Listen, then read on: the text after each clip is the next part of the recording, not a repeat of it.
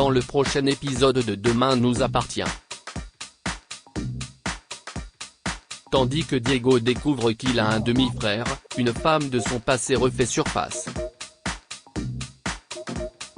En parallèle, Bart fait le point, 1 an après la mort de Louise, et Victoire donne une leçon à Swasik. Attention, les paragraphes qui suivent contiennent des spoilers sur l'épisode de Demain nous appartient diffusé demain soir sur TF1. Si vous ne voulez rien savoir, ne lisez pas ce qui suit. Mardi 16 mai dans Demain nous appartient. Stéphane serait le demi-frère de Diego. Diego est relâché par la police.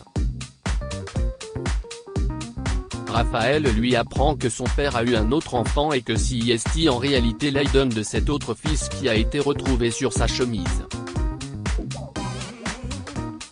Diego ne revient pas, il a un demi-frère.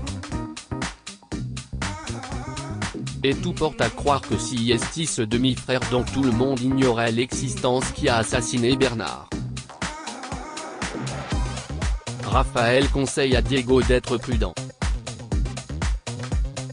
Selon elle, cet homme pourrait décider de s'en prendre à nouveau à lui.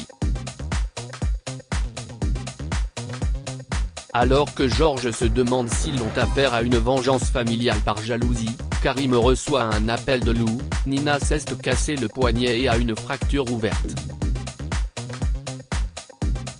Étant donné que Lou a une série d'audiences importantes, Karim doit se rendre au plus vite à Marseille. Avant de partir, il donne quelques directives à Georges et Nordine, et leur demande de jeter un œil au relevé d'appel de Bernard Luthi. Si un numéro revient fréquemment, il pourrait s'agir de celui de ce fils caché. Plus tard, au cabinet de Raphaël, Diego ne peut plus et craque devant son avocate et devant Chloé. Il ne comprend pas pourquoi ce demi-frère qu'il ne connaît pas a essayé de le tuer. Il avoue qu'il n'a plus tellement envie de se souvenir de sa vie, car tout ce qu'il découvre au fur et à mesure est horrible. Mais Chloé lui demande de tenir bon.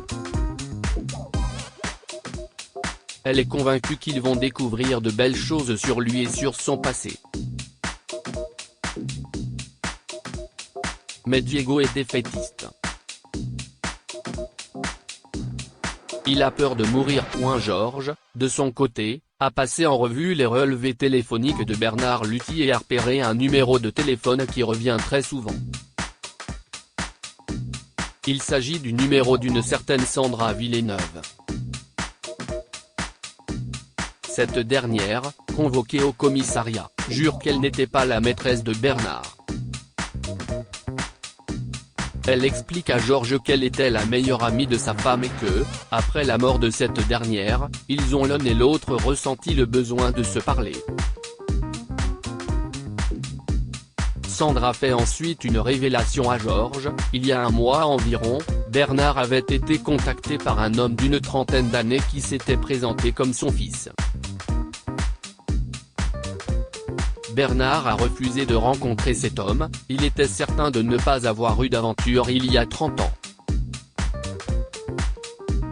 Sandra demande ensuite à voir Diego. Elle se rend chez les Delcourt et s'empresse de prendre l'adolescent dans ses bras. Diego avoue que sa voix et son parfum lui sont familiers, il a la sensation qu'il aimait beaucoup Sandra. Elle lui explique qu'elle connaissait sa mère depuis la fac, qu'elle l'a vue grandir et qu'elle a des milliers de choses à lui raconter. Elle propose à Diego de lui montrer des photos de vacances afin d'essayer de stimuler sa mémoire. Diego paraît apaisé. Plus tard dans la journée, Chloé se rend au cabinet de Raphaël et relate à son ami les retrouvailles entre Diego et Sandra. Au même moment, Stéphane vient chercher Soraya en vue de leur sortie au cinéma. Il ne peut s'empêcher d'écouter la conversation de Raphaël et de Chloé, et les interrompt pour leur demander des nouvelles de Diego. Il cherche à savoir si son état de santé s'améliore. Chloé lui confirme que l'adolescent va mieux et qu'il fait beaucoup de progrès. Le soir venu, alors que la nuit est tombée sur Seth, Diego fait un cauchemar. Il rêve qu'un individu dont il ne distingue pas le visage le poursuit dans la rue et finit par le rattraper, avant d'essayer de l'étrangler. Diego se réveille en sursaut. Il ne sait pas s'il s'agit d'un rêve ou d'un souvenir. Alerté par ses cris, Chloé débarque dans sa chambre et tente de le rassurer. Il est en sécurité ici, il ne peut rien lui arriver. En parallèle, Soraya et Stéphane rentrent du cinéma. Alors que Soraya part se coucher, Stéphane enlève sa montre et la dépose dans une commode où est rangé un bracelet identique à celui porté par le meurtrier dans la vidéo découverte quelques jours plus tôt par la police. Stéphane serait donc le demi-frère de Diego. Victoire donne une bonne leçon à Swazik au Spoon. Julie raconte à son frère que Swazik lui a demandé de fouiller dans les dossiers de Victoire afin de mettre la main sur les analyses de son fils et d'Amel. Elle est très mal à l'aise mais sent qu'elle n'a pas trop le choix. Nathan, en tant qu'expert des magouilles, décide d'aider sa sœur et lui propose de voler les dossiers à sa place. Malheureusement, une fois à l'hôpital, Julie et Nathan se font surprendre par Victoire. Afin de lui donner une bonne leçon, Victoire fait croire à Swazik qu'Amel est enceinte de 12 semaines et qu'Adam et elle comptent bien garder le bébé. Swazik accuse le coup. Plus tard, elle se confie à William et ne décolère pas contre son fils. Elle pense qu'Adam a pris la décision de garder cet enfant afin d'avoir une bonne excuse pour arrêter ses études. Lorsque Adam se décide enfin à la rappeler, Swazik annonce à son fils qu'elle sait qu'Amel est enceinte. Adam tombe des nues. Il assure à sa mère que ce n'est pas le cas et que ce n'est pas pour ça qu'Amel et lui avait rendez-vous à l'hôpital. Sous le regard amusé de William, Swazik comprend alors qu'elle a été piégée par Victoire. Un an après la mort de Louise, Bart fait le point sur sa vie. Bart débarque de bon matin chez Adèle avec des chouquettes et un bouquet de roses blanches. Surprise, Adèle se méprend et pense que les roses sont pour elle. En réalité, il n'est rien, le bouquet est pour Louise, à l'occasion de leur anniversaire de mariage. Louise est décédée il y a un an déjà. Adèle s'excuse, elle avait oublié que Bart offrait toujours des roses blanches à Louise. Bart lui demande de ne pas s'excuser, il est convaincu que Louise l'a mise sur sa route pour le sauver.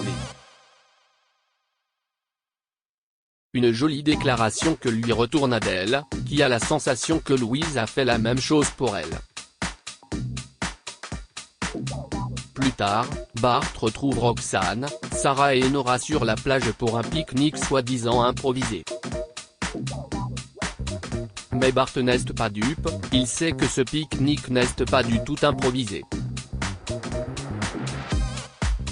Roxane et Sarah ont voulu être présentes pour lui en ce jour difficile. Bart remercie Roxane pour cette attention. Il est heureux d'avoir des amis en or. Le soir venu, alors que Bart est en train de faire la fermeture du Spoon, George lui rend visite. Il tient à lui dire qu'il est de tout cœur avec lui en cette journée difficile. George confie à Bart qu'il s'est neveu de n'avoir rien vu et ne pas avoir empêché Vanessa de tuer Louise. Il lui demande pardon. Touché, Bart lui répond qu'il ne lui en veut pas. Et qu'il est en train d'avancer dans la vie puisqu'il a rencontré quelqu'un. George est ravi de cette bonne nouvelle. À peine George parti, Bart est rejoint par Adele. Son visage s'illumine. Adele avoue qu'elle comprendrait s'il préférait rester seul ce soir, mais Bart assure à sa petite amie qu'il a très envie de passer la soirée avec elle et l'embrasse tendrement.